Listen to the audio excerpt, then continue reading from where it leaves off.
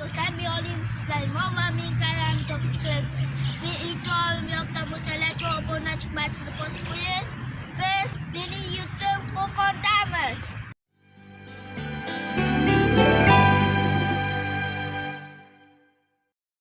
Otam ko'p. Bu xonamiz hali aytganimizdek sekretarlik xonasi. Hozirgi paytda namozxona endi biz uchun. Xo'p, mana shu xonamiz o'sha sekretarda xonasi. Mana mebel turibdi. Mebel orqasida eshik bor. Shu eshik orqali kirib chiqilgan bo'lgan.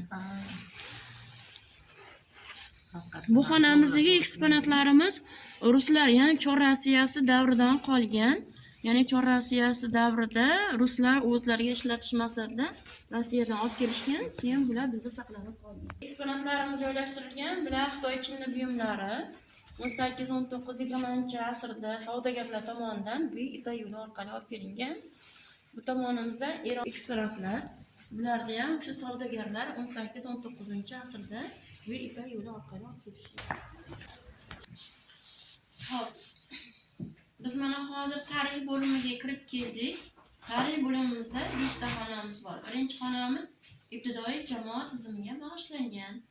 Bilasizlarki, o'sha ibtidoiy jamoat davrida ham bizni mana shu joylarimizda, hududlarimizda odamlar, insonlar yashagan. Demak, birinchi davrlarda odamlar toshlardan, daraxtlardan foydalanishgan. Mana bu yerda maketimiz bor. Bu maketimiz hozirgi paytda o'sha Namangonni chodaydigan joyida bu narsamiz bor. Ya'ni bu daxma, sahana deyiladi. Ilmiy tilda aytilganda novus deyiladi.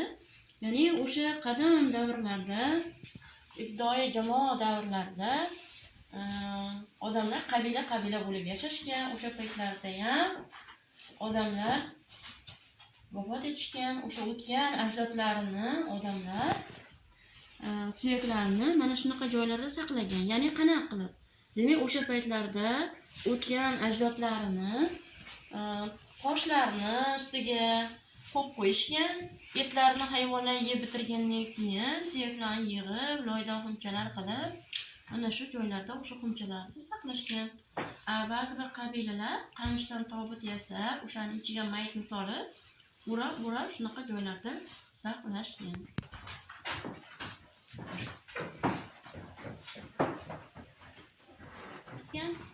Buyuk Ipak yo'lining xaritasi. Buyuk Ipak yo'li Xitoyning Sian shahridan boshlangan.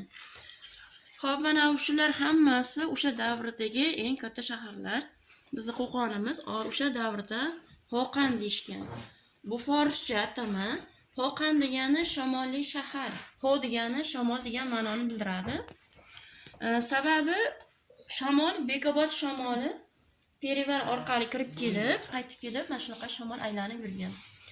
Xo'p, endi bular hammasi katta shaharlar, savdogarlar shu yo'llar orqali mana sharqdan g'arbga, g'arbdan sharqqa borib kelishgan. Bu Ipak yo'li 2-asrdan boshlangan 12,000 kilometrni tashkil qilgan. Mana bu yerda qo'ng'irog'imiz bor, suvdon bor. Ha, mana bu qo'ng'iroqlar o'sha karvonlar uchun signal vazifasini bajargan. Son o'zgan erishadigan shaharlar. Demak, bular 1-3 asrlarda Farg'ona vodiysining eng katta shaharlari bo'lgan. Hozir ham bular mavjud. Koson, Namangondagi Kosonsoy shahri, o'zgan Qirg'izistonning o'zgan shahri, Ershi Andijonni Marhamat degan joyga to'g'ri keladi. Xo'p, mana bu chizmamiz, ya'ni shahar qal'asi, ya'ni o'sha davrlarda shaharlar qal'a qilib o'ralgan bo'lgan.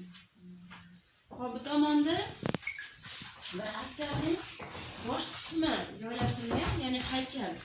Bu bizni Yaypan shahri Sho'rsuv degan joydan topilgan, ohak toshdan yasalgan, tayyorlangan. Ya'ni bu 6-asrlarda turk jangchisining qabriga, ya'ni o'tgan turk jangchisining qabriga shunaqa tosh haykallar qo'yilgan bo'lgan. Bu tomonimiz Namanganning Pok tumani Munchoqtepa. Bu yerda 1987-yilda qazilma ishlar olib borilgan. Bu yerda juda ko'p munchoqlar topilgan. Undan tashqari mana shu topilmalarimiz, mana undan tashqari qamishdan yasalgan tobutlar, suyaklar solingan xumlar daxmaning ichidan topgan. Ya'ni shu joyda Dahma ham topilgan. 8-asrgacha bu eksponatlar qo'yganmiz. 8-asrni birinchi yarmiga kelib arablar kirib keladi bizga. Arablar mana endi yozuvlarni olib kirishgan. Mana ko'rib turibmiz. Bu Qur'oni Karimdan Yosin surasini Kufi yozuvida yozilgani. Xo'p, endi demak biz o'sha 8-asrdan keyin, ya'ni o'sha arablar kirib kelgandan keyin o'sha biz islom dinini qabul qilganmiz, arab yozuvlarini qabul qilganmiz. Mana bu yerdagi yozuvlarimizda o'sha arablar tomonidan yozilgan Farg'ona vodiysi haqida ma'lumotlar keltirilgan. Mana bu yerda xarita qo'yilgan. Bu xaritamiz 10-asrlarni bildiradi. Demak, 10-asrlarda Farg'ona vodiysi hozirgidek 3 ta qismga bo'lingan. Bagziyskiy oblast deyapmiz. Barziq, Namangonni Barziq deyishgan, Andijonni Nyarudan deyishgan, Farg'onani Nisay deb atashgan. Mana bu qala, shahar qalasi, demak bu Ershi shahrining demak nimasi, shahar ko'rinishi. Hop, bu yerda eksponatlarimiz bor. Bu kulollar dastgohi. Demak, mana shu dastgohga o'sha davrlarda sopol gullar ishlab chiqarilgan. Tegirmon degan bo'ladi. Qo'li bilan bu aylantiriladi. O'rtaga don solinganda donni maydalab chiqadi. Hop, bu yerda qurollarimiz bor. Qurollarimiz demak, Qoraxoniylar, Somoniylar tomonidan o'sha davrlarda 9-asrdan 12-asrgacha turli qabilalar, boshqa kuchsiz qabilalarni bosib olgan. Qoraxoniylar ishlatgan qurollar temir. Demak, Qoraxoniylar, Somoniylar tomonidan zarb qilingan. Qurollarimiz bular sovut edi, pulasimdan to'qilgan, og'irligi 8-9 kilodan 15-16 kilogacha boradi. Sargardani qalqoni, boshidagi bulg'asi, mana bu yana dirsagiga qo'yadigan himoya vositasi. Demak, o'sha davrlarda askarlar mana shunaqangi kiyimlarni kiyishib jangga kirishgan. Hop, bu yerda ham qurollarimiz joylashtirilgan. Tepamizda mana dovul deymiz, signalning barabandi deymiz mana ustida. Bunisi to'qmoq, qilichlar, nayzalar. Bu joyda ham tangalar joylashtirilgan. Bu tangalarimiz demak 15-asrlardagi, 16-asrlardagi demak ishlatilgan tangalarimiz. Albatta, mana O'zgan shahridagi minora 11-asrda qurilgan. Hozir ham mavjud. Biz hali aytganimizdek, Qo'qon xonligi 1709-yil oxiri, 10-yillarning boshida tashkil bunaqa shohrubiy bo'lganlar. Endi mana bilib ko'rib turibmiz, mana bu yerda xarita joylashtirilgan. Bu xarita demak urug'larning nomlari. Demak, o'sha davrlarda hamma millatlarda urug'lari ko'p bo'lgan. O'zbeklarda ham shuningdek 92 ta urug' bo'lgan. Hop, endi mana shu urug'larning nomlari bilan hozirgi paytda qishloqlar ataladi.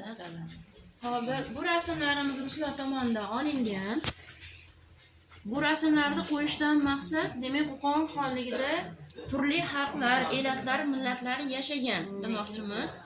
Bu yerda har xil marosimlar, odamlarning yashash hayotlari ko'rsatilyapti. Hop, bu eksponatlarimiz xalq tomonidan ishlatilgan, misdan ishlangan buyumlar. Bunisi mantiqozon, laganlarimiz. Demakki, yangi qo'zichoqnikidan qilingan. Buni qirg'izlar, ya'ni tog'da yashovchi qirg'izlar tomonidan kiyilgan. Bilamizki, Qo'qon xonligining territoriyasi juda ham katta bo'lgan. Bu tomoni Xitoygacha borgan, bu mana qirg'iz yerlari ham Qo'qon xonligining yerlariga kirgan. Demak, qirg'izlar o'sha paytlarda chorva yetishtirgan. Ular tog'da yashaganligi uchun har xil hayvonlarning terisidan shunaqa po'stlar kiyib-yurishgan. Beqasam to'n biz o'zbeklar, tojiklar tomonidan kiyilgan. Bu joyga chorva suvlarimiz joylashtirilgan. Bu tomonga e'tibor bersak, xaritamiz mana Qo'qon xonligining territoriyasi ko'rsatilyapti. Mana shu xaritamizda demak Qo'qon xonligi, ya'ni egallagan yillari bilan yozilgan. Qo'qon xonligi birinchi Namanganda tashkil bo'lgan. Hozirgi paytda Chimkent, Turkiston, So'zoq, Oqmachit bular hozir Qozog'iston yerlariga kiradi.